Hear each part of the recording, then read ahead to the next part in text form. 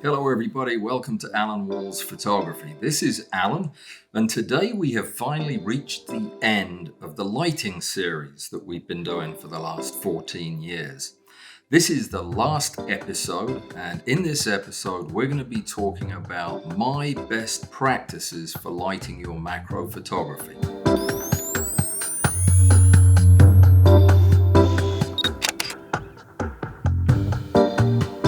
This is probably not the best title I could have come up with for this video.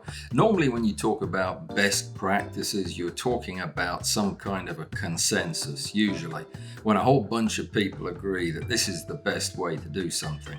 Well, this consensus consists of me, but they are my best practices. What I'm going to be talking about today is a summary of everything I've learned in the years I've been doing macro photography.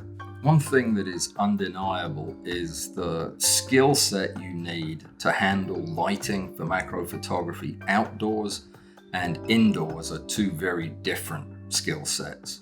So what I thought we could do is go outside to talk about the outside part, and then we'll come back into the studio to talk about the rest of it.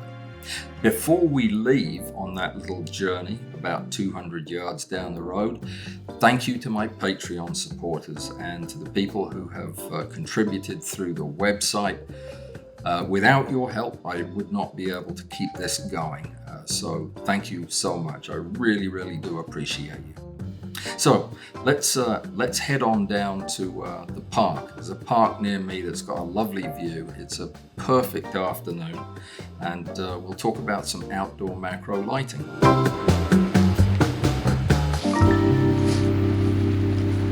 What are my best practices for macro photography lighting when I'm outdoors?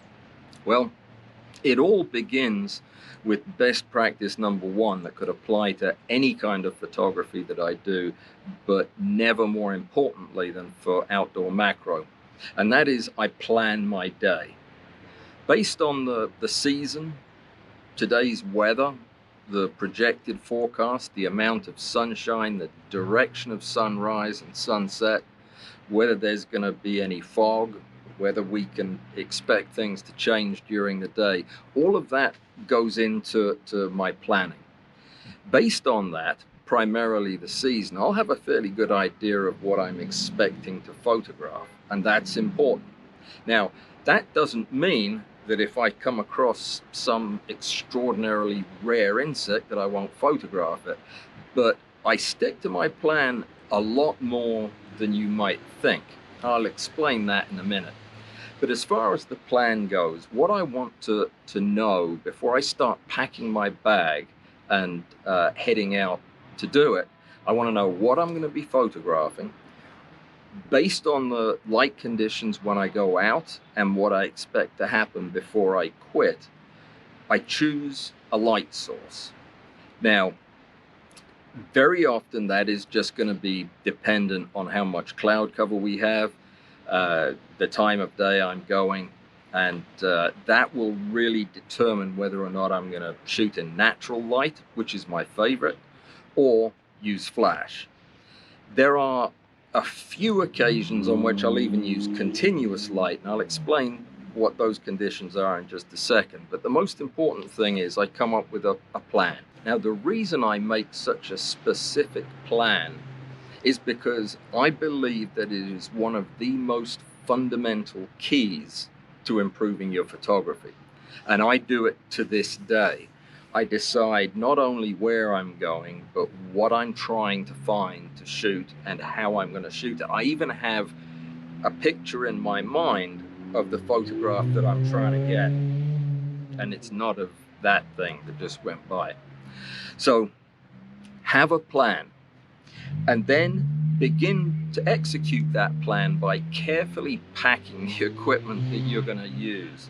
Now, I don't refer to them very often anymore, but I have a set of laminated note cards that list the equipment, because invariably, if I don't go down my list, I'll forget something.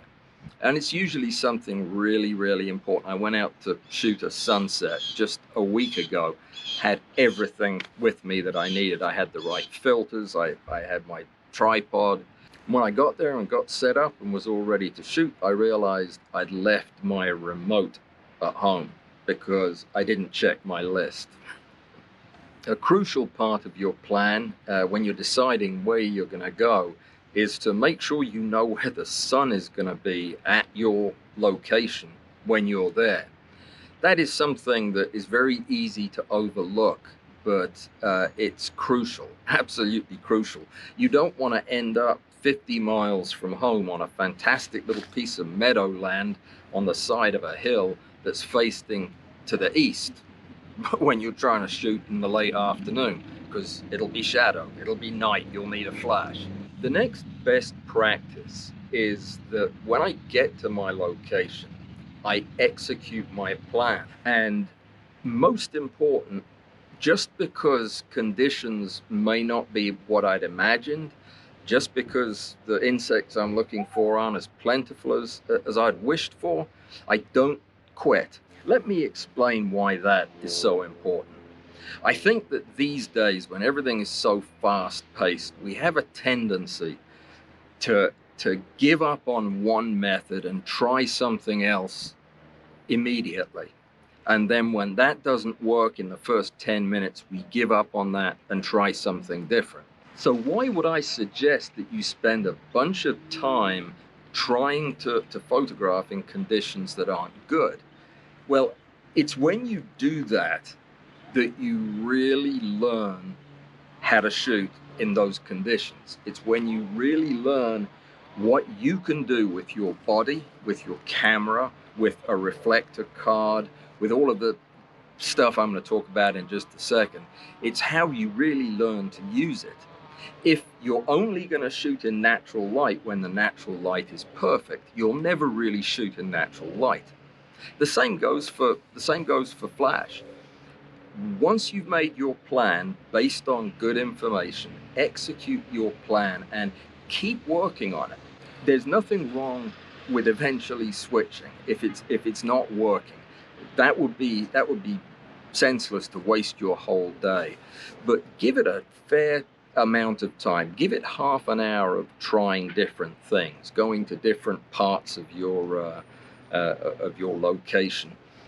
Maybe slowing down, maybe getting down on your knees instead of standing up. There are a lot of things that you can do that will influence the way the insects are behaving around you. So don't give up too quick. Pack light. This is a very important principle for me. If you plan well, you can pack light. When I pack to go out for a day of outdoor macro, I split my gear into 3 categories. There's one category that I call the pocket category, and that is all the stuff that needs to be in my pocket, ready to go. And that's all pretty obvious. I need to have access to a fresh battery for my camera, a fresh memory card. I keep all of that stuff in the pockets of my cargo pants so that while I'm shooting, I don't have to pause for 2 minutes to change a battery. I'll also usually carry a couple of bounce cards if I'm using natural light, maybe a mirror or another reflective surface. It all depends on what conditions I'm expecting. But the stuff I need to put my hands on in an instant goes in my pocket. I'll usually also carry a bag, like a messenger-sized bag or a sling bag, in which I contain stuff that I'm going to need to pause to set up. For example, I'll always have a backup flash if I'm using flash. I'll have a separate unit charged up, ready to go. If I'm even considering changing my light source during the shoot, I'll have that additional equipment in the bag, with the understanding that if I need to access that bag, I'm going to stop what I'm doing, I'm going to turn my camera off, I'm going to set up whatever other equipment is in the bag and go from there. The third category is a strange category. Sometimes there's nothing in it, but A lot of the time there is, and that's the car category. What am I going to take with me that is going to stay in the car? Now, I can get many, many miles away from my car when I go out shooting macro. So whatever it is that's in the car needs to be a backup plan. If there's a sudden change in the weather and nothing is going to work, I may decide instead to go shoot landscape. So I may have my tripod, my filter box, everything like that stuck in the car as an eventuality. But the stuff I'm going to use for this shoot, all of that is with me, whether it's in my shoulder bag or in my pockets. One word about batteries. You'll go through a lot of batteries doing outdoor macro, especially obviously for flash. But I strongly recommend you get in the practice of keeping your batteries in groups. Most flashes use, if they're not using a battery pack, they'll use 4 cells, usually AA size rechargeable cells. I like to use the I better have some after saying that. I like to use these Eneloop plaques, fantastic batteries. And I keep my batteries in sets of 4. So I am going to use this set of 4 and then charge this set of 4 together forever until I throw them away. What you don't ever want to do with your flashes, if you want to get consistent light out of them, is to mix up batteries and maybe let one dying battery into the group of 4. If I'm shooting in natural light, I will also have a flash. I never leave the house without a flash. Sometimes two, sometimes a ring light and a regular speed light. But like I said earlier, I don't reach for it unless I have a reason to. And that reason is that I'm having no success for 20 or 30 minutes and the day is wasting. But there's a second one that is a great habit to get in, and that is to set some absolute limits for a maximum ISO and a minimum shutter speed that you're going to continue to try to shoot in natural light with.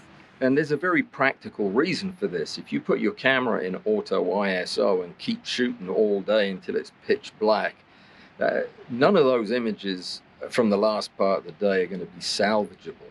So pay attention. If you're using auto ISO, see how high you're shooting at. Check it periodically and set yourself a limit based on your camera. Fortunately, my camera, and today I'm shooting with the D850. I'll be able to rely on getting some pretty good noiseless pictures, even at a fairly moderate ISO. So I will set my limit ISO quite high, probably not much more than 1600. That's about as much as I will ever go. But if I find myself needing to use an ISO higher than that, that is a good reason for me to switch to flash, and I'll do it quickly then. Same thing if I'm trying to shoot flying insects. And shooting flying insects in sunlight is really difficult unless there's a lot of bright sunlight. And in that case, I set a hard limit on my shutter speed. If I can't get below 1/2000th of a second without bumping my ISO out of my acceptable range, I pack it in and I grab the flash. But that is different than packing it in just because you don't like the photographs you're getting. The next best practice that I really encourage people to try is to take 20 or 30 minutes out of your day and experiment with something different. Maybe something you read in a book, or maybe something you just dreamt up. Doing something that you don't routinely do and see what it looks like when you get home. Most of the time it's going to look pants, but sometimes it'll be your new thing. It's the only way to really let your creative side flow. There's all kinds of things you can do. I sometimes will lie down in the grass for as long as I can stand it, because things immediately start crawling inside my shirt and my trouser legs. The next best practice is to keep a record of what you did, what you encountered. Now, this may sound over the top, but once you get in the habit of it, it's really not that big a deal.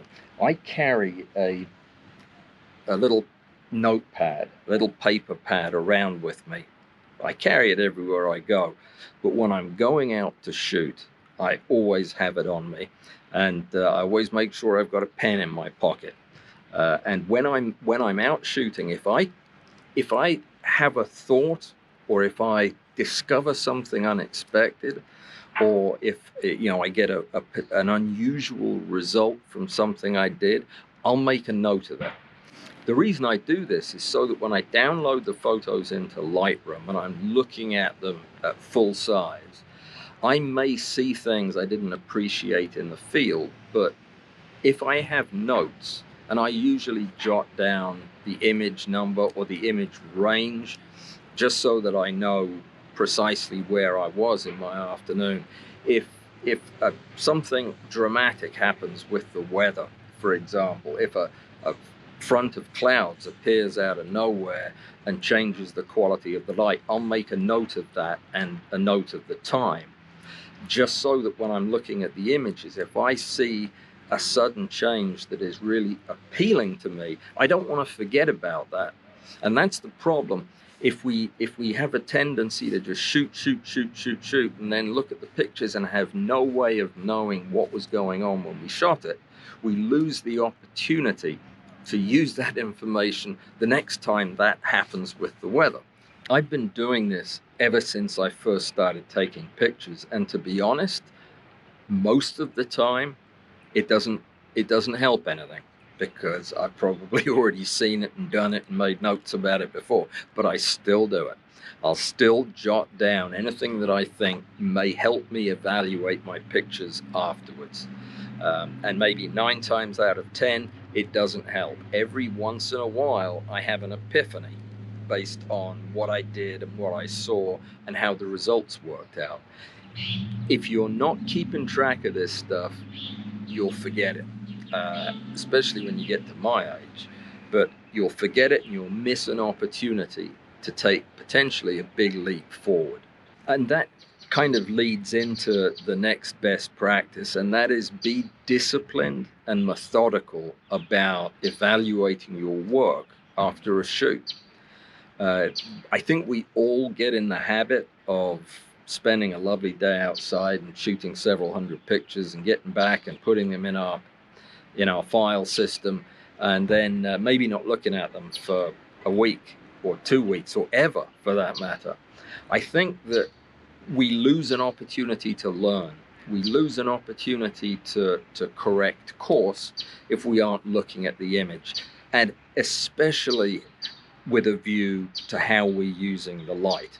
As really, that's about what it always comes down to. Seldom are you going to look at a photograph of a beetle and say, God, I wish I'd waited till his left leg was up in the air.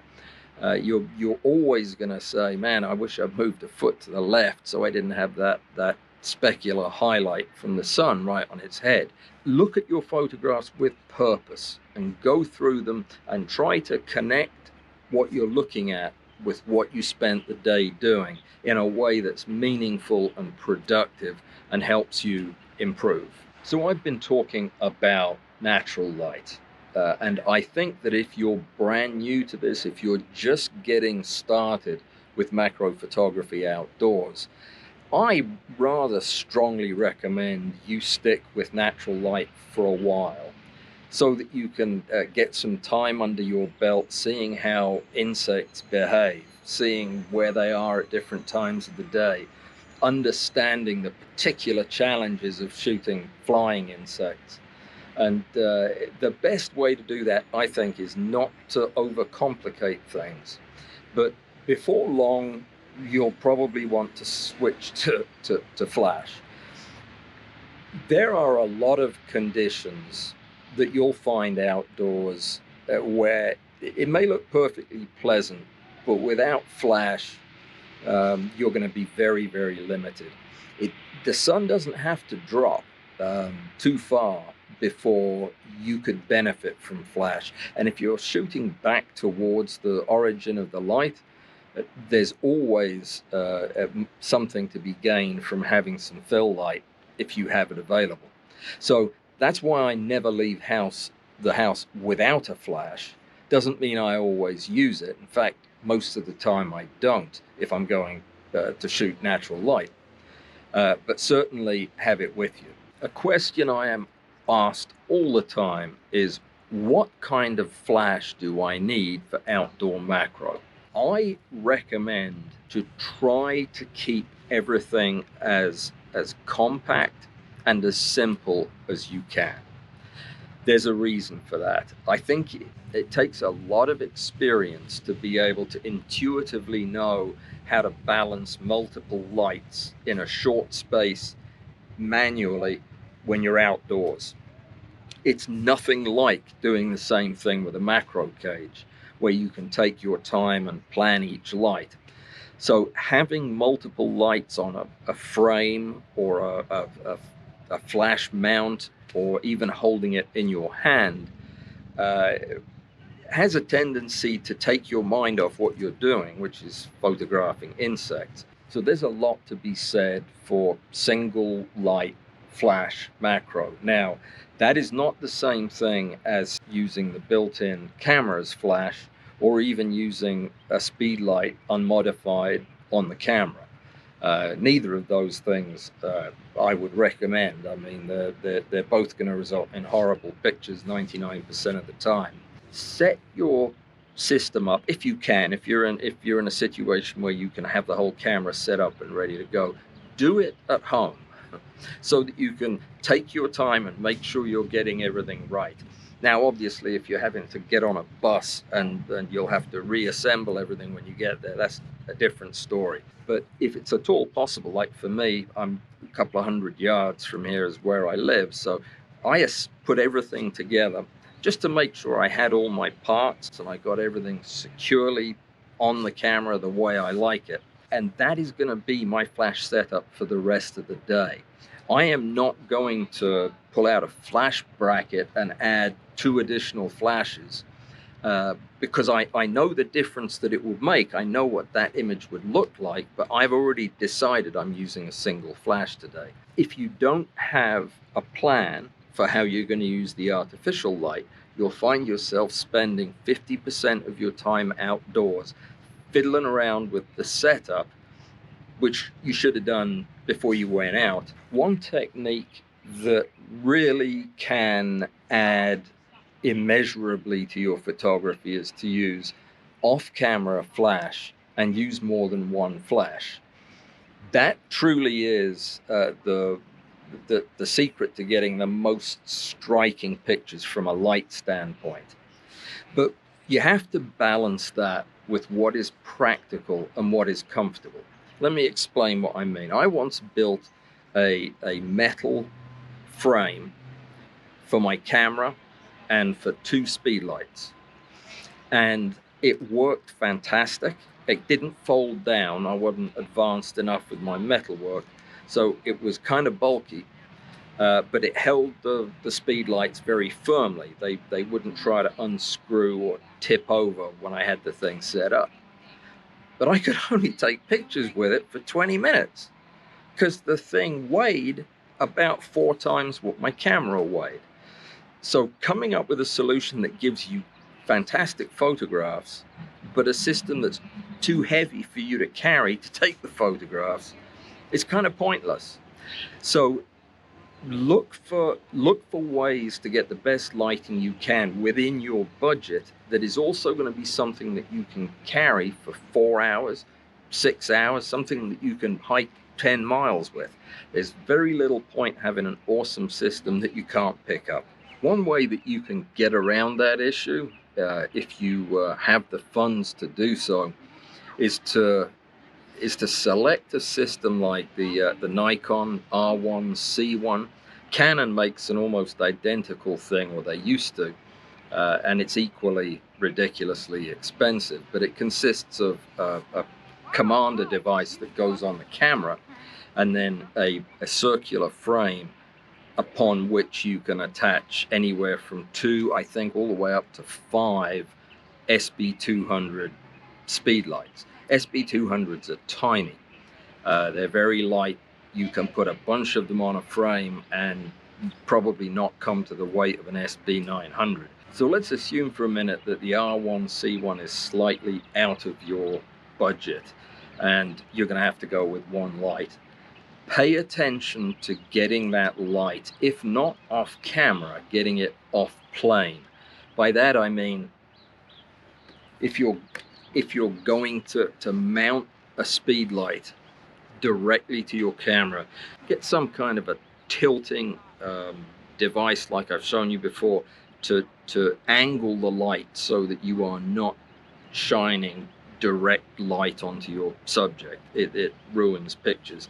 Preferably get the light off the camera to one side or the other, or use the light on camera but with a reflecting and diffusing panel, like the DIY things that I make.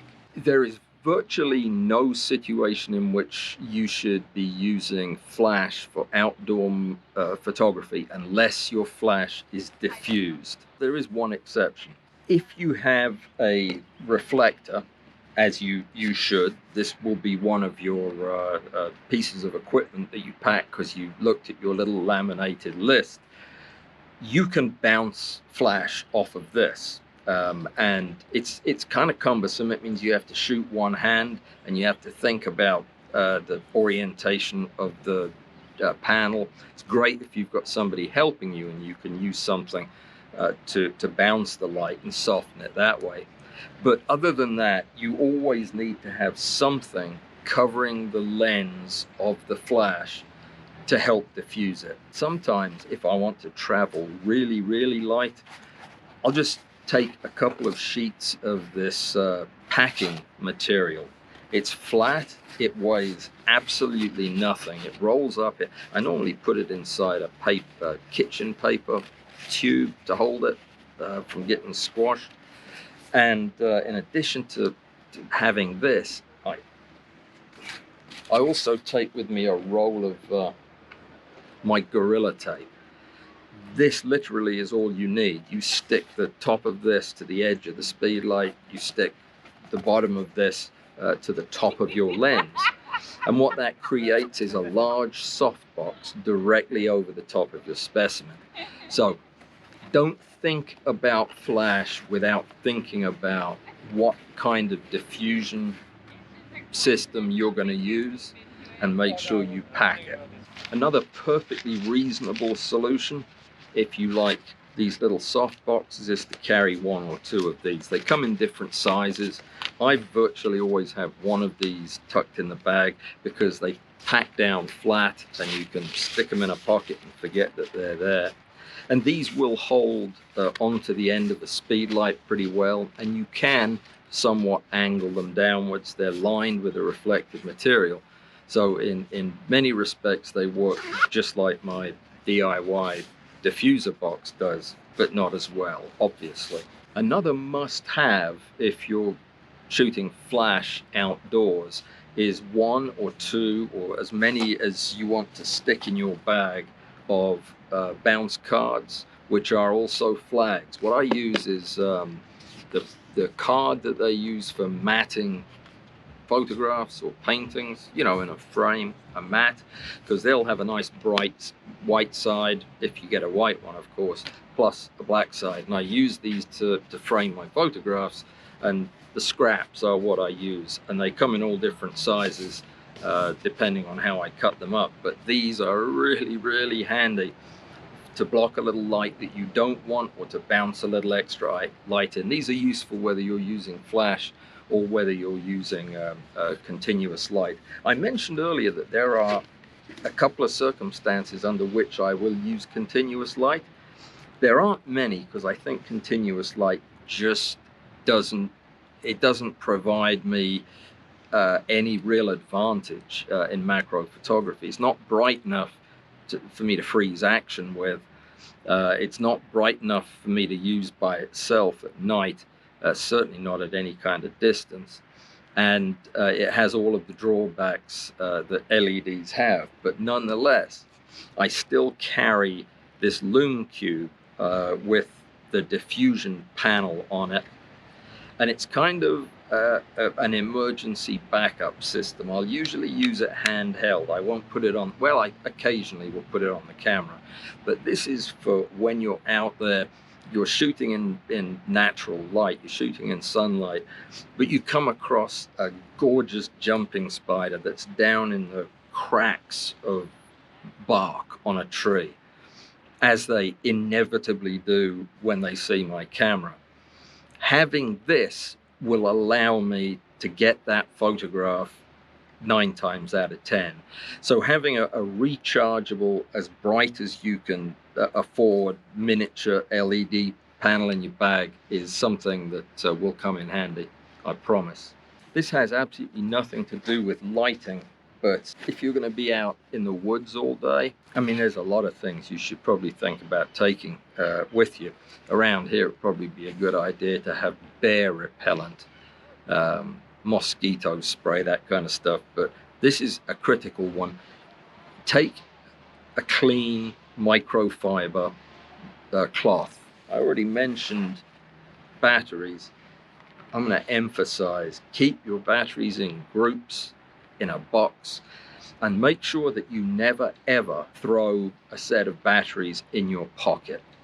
Batteries like this, if they short against your keys, these things can swell and explode or burn. And I always take twice what I think I'm going to need in terms of batteries, because I know that one day one of my batteries is going to die when I'm shooting, and if I don't have an backup for my backup, I'll have to quit for the day. As the day draws on and the shadows get longer and darker, try to bear in mind all the time where you are in relation to your subject, and position yourself in such a way that as much of the light as you need is going to hit the subject, and as little of it is going to hit you and create a shadow where your subject is. No matter how careful you are, you'll get so engrossed in chasing after that particular butterfly that you'll end up with a perfect shot and you completely blocking the available light. So try to get in the habit of approaching your subjects thoughtfully and at an angle. Now remember, these are my best practices, and your best practices may vary as you photograph more and more. You'll find things that work better for you, and some of them won't be the same as mine. One example of this is a good friend of the show, Alison P. from out California way, who is a triple F photographer, a fantastic fungus photographer with an F. And she takes pictures of slime molds, and her go-to setup are LED panels that she takes out in the field with her and uses for her particular style of fungal photography.